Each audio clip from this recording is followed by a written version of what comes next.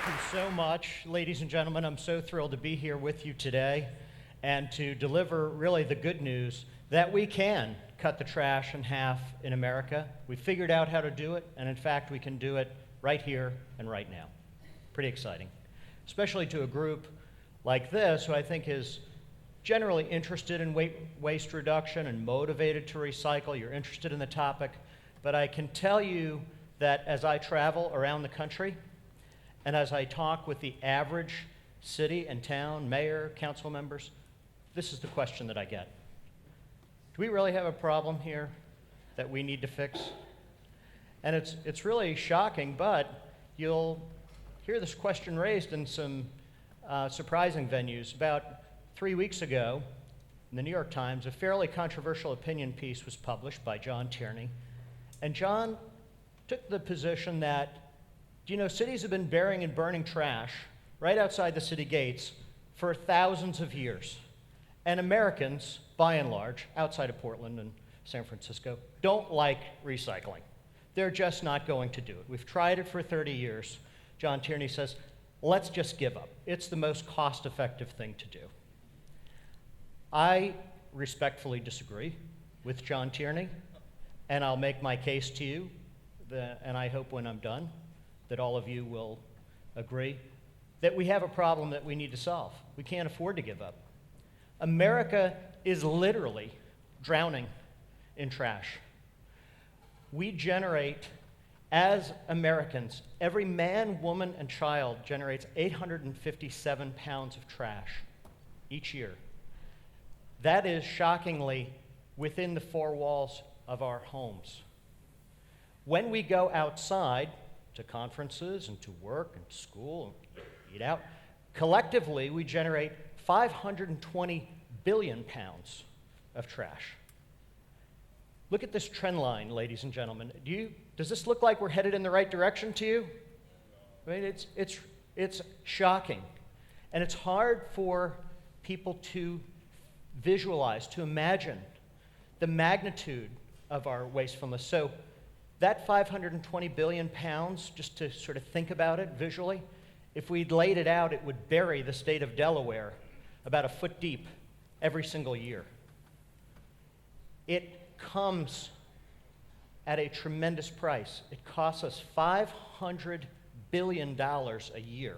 I would put an asterisk on there and say at least, to move our garbage around the country, to bury it, to burn it, to deal with it. And I'll translate that into garbage speak, which is now my second language. That's not 500 large. That's 500 very, very, very, very, very large. We also have environmental impact. Environmental impacts that are profound. We have 200,000 garbage trucks. These garbage trucks on average get 3 miles per gallon, driving millions of miles to move our 520 billion pounds of trash to 2,000 landfills. When they deposit it in a landfill, it creates leachate. It's toxic. It will enter the groundwater in many cases at some point. When we burn it, we create harmful emissions. But either way, even if those two things don't happen, and they do, we still create the third largest source of methane gas in the United States every single year comes from this waste. We create 275 million metric tons of carbon dioxide, the equivalent of taking 1 in 5 cars off the road.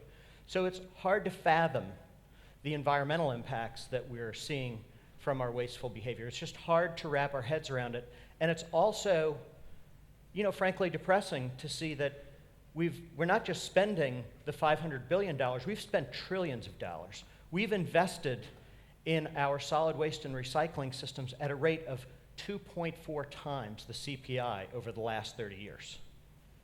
Okay? It just, frankly, it's depressing. It's discouraging. I understand why some people are saying, let's give up. I get it. When I go into City Hall with a city that has 70,000 people and they say, for 10 years, we've been educating people. We've been telling them how costly it is. We've been saying, please, please, please recycle. We can't get them to change. They won't change. I can't go into the kitchen and get people to do the right thing or to use a backyard composter. They are completely at wit's end. And in many cases, ladies and gentlemen, I will tell you, they are at the end of the road. They've given up. Not only have they stopped trying to get people to reduce waste, they're saying we're going to stop recycling altogether because they've decided that tyranny's right. In their cities, they think that the best course is to give up. But there are some cities, and I'll call them the outliers, where they have taken a different path. And in this path, we see hope. In these cities, they are doing exactly what I proposed to you we could do everywhere. They are literally cutting the trash in half in their cities and towns, big cities, small towns, rich, poor. They've either achieved that goal or they're well on the way. In many cases, they've exceeded it. So it's exciting. It's exciting to see people doing it, and doing it not in the ways that you would expect.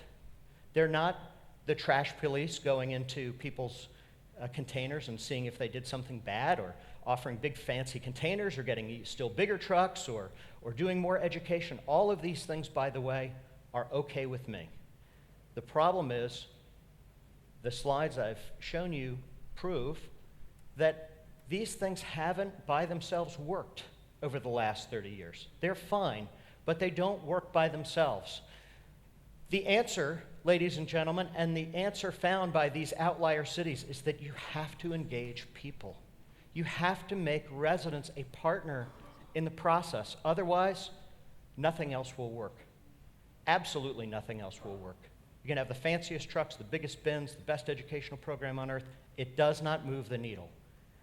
How have they done this? How have they cracked the nut and gotten people engaged? They've said, we need to borrow a page out of the playbook that exists in other arenas. In utility pricing of gas and electricity and water, the average resident has an incentive to conserve, has an incentive to save. And so they pay attention, they care, okay? Some care more, some care less, but as a population, they're engaged and they care. So with trash, on the other hand, in the typical city, we have the perverse situation that the city charges a flat fee. In the vast majority of jurisdictions in the United States, they charge a flat fee. If you live on Main Street and you recycle everything, and you're paying $20 a month, this flat fee, you might cost the city $5. But your neighbor next door who doesn't recycle anything and is costing the city $30 or $35 is paying the same flat fee. It doesn't make any sense at all.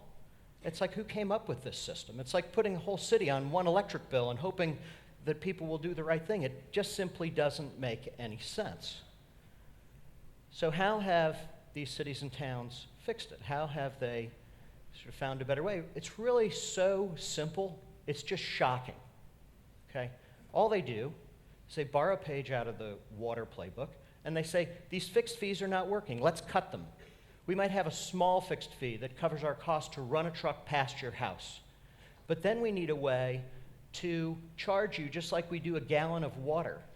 We need to charge you based on the volume of trash that you put out, because the city incurs a cost there, a financial cost and an environmental cost. So the way that the best cities do this is they charge by the bag. If you throw away a small bag, it might cost you $1. A larger bag might cost you $2. It varies based on the costs in the jurisdiction. The cities and towns that are doing this, the best ones, charge exactly what it costs them, no more and no less. The bags, there's really no complexity around it. The best cities imprint their city seal on the bags. They make them available in all the supermarkets in town. It's just simple. It's fall off a log simple. And the person who collects the trash knows this resident has paid the city's direct cost to pick up a bag of trash at my curb and take it to the landfill, okay? It doesn't matter. You can put it in a cart, you can put it in a can. It does not matter. It works like a charm. It works every time. And as soon as you put that system in place, a miraculous thing happens. Even in places where you've had curbside recycling for 20 years and people have put a tiny amount of recycling in the bin, all of a sudden you'll get twice as much recycling. Within a month, people start composting. People start donating to Goodwill. It's like the sky's clear and the sun comes out and the world has changed because they have metered the trash. They've brought utility pricing to trash. It's such a simple and profound concept. And in places where it's been done, like Worcester, Massachusetts, which is the granddaddy of these kinds of programs, they started this 22 years ago. They said, we've got to fix this. We've got a problem. They reduce waste 55%. They take the year before they put it in, the year after they put it in, 55% drop, okay? They've saved $95 million so far doing this, not bad. But what's amazing about it is that 22 years later, Worcester disposes of 319 pounds of trash per person. That's one of the lowest rates in the country. They're one of the greenest cities in the country from a solid waste perspective.